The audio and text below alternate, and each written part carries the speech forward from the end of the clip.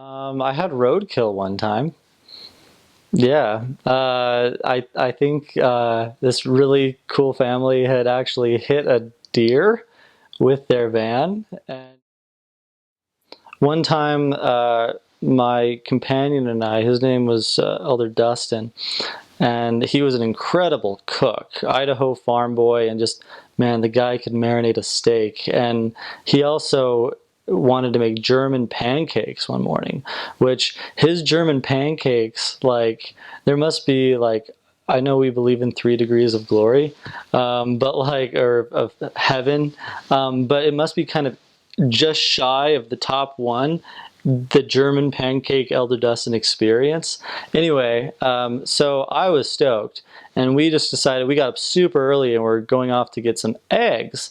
And as we drove out, we pulled out of the apartment complex and just got nailed by an oncoming truck. And I still remember his eyes the size of hubcaps as we were spinning around.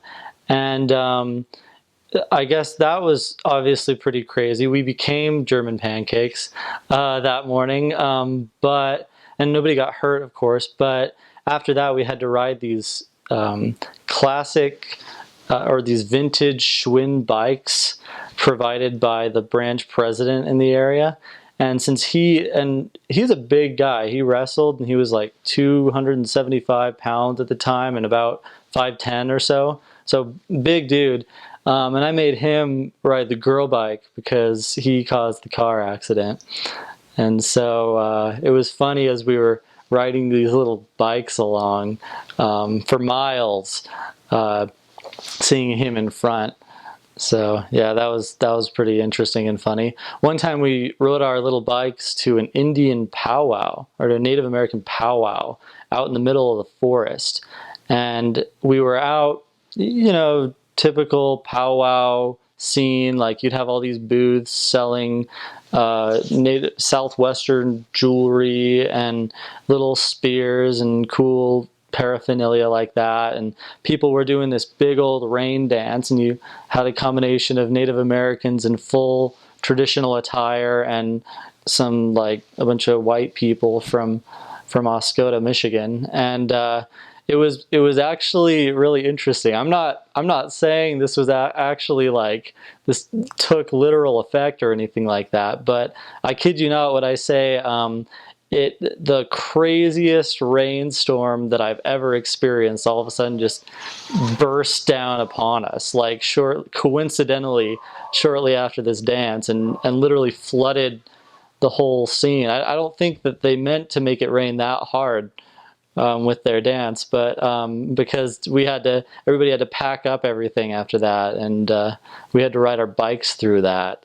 And so that was a true test of manhood right there. But besides cooking the most epic microwavable chimichangas, um, let's see, I learned how to, like, I guess, kind of play with kids and stuff. I know that's kind of weird, but like, I have a sister who's 12 years younger than me, and so for the first 12 years of my life, and then my other sisters live in other states, and so for the first 12 years of my life, I was an only child, and so I didn't have a ton of experience with like younger brothers and sisters being right there to play with and engage and entertain and all that. And so I think I was kind of a little awkward about that, like about playing with dogs and playing with kids when I went on my mission. I think I maybe thought I was going to break something.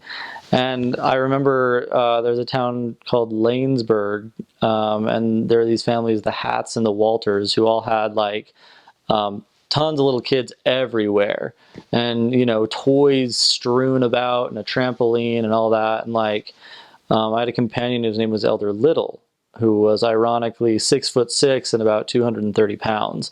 Not so little, but he was great with kids, and he'd like dress up in the out Spider-Man hat or whatever and go play with the kids. And I was a little like uptight because I was a official church representative and was not going to condescend to, be goofy like that. But eventually I just kind of softened up, and I think like that's important. You don't want to be like, you don't want to be a stiff corporate guy, like sermon vending machine when you're on your mission. You have to be a human being, because that's what people identify with. And there's a reason God doesn't send some stoic angel to come down and declare the gospel to us. He sends 19-year-old boys and girls of the same age,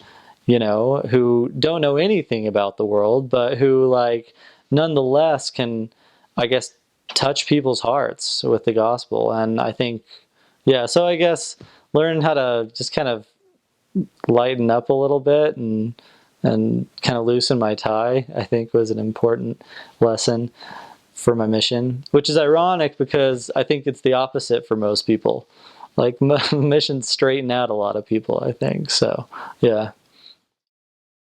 One of my best friends ended up getting, or he was, we all kind of had our little group of friends in Oscoda, Michigan, and we, on our day off, we'd go hang out on the beach and throw the frisbee around, and we got really close. And one of these friends, he was from Oscoda, ended up getting sent to prison. He had somehow, in some silly, like, I think he had I don't know, he was just 19 or so, or he was really young, and I think he had somehow violated his parole on accident, or just without maybe thinking it through, and he ended up going to prison for 3 years because of it.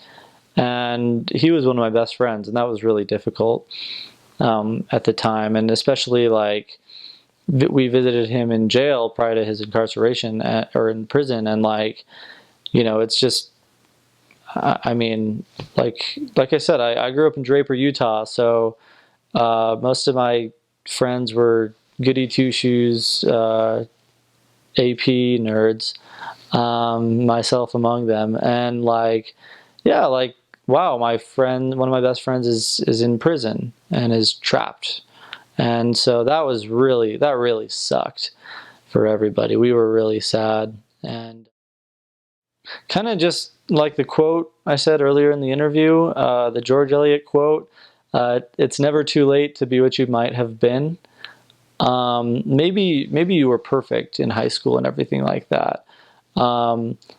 Maybe not, but a mission is an adventure that you can't really get in any other in any other way. And I realize the purpose is to lead people to Christ, and so that ought to be your central piloting purpose. But I mean, it's also a great adventure, and it's where you earn your stripes. It's where you, I guess, discover who you are, like who you really are, outside of the context of your upbringing. Because we kind of, like, between our parents and our friends and our teachers growing up, we develop a self-perception based on what people tell us about ourselves. But on your mission, you discover that afresh. You discover, I guess, the raw, intuitive self through really refining experiences.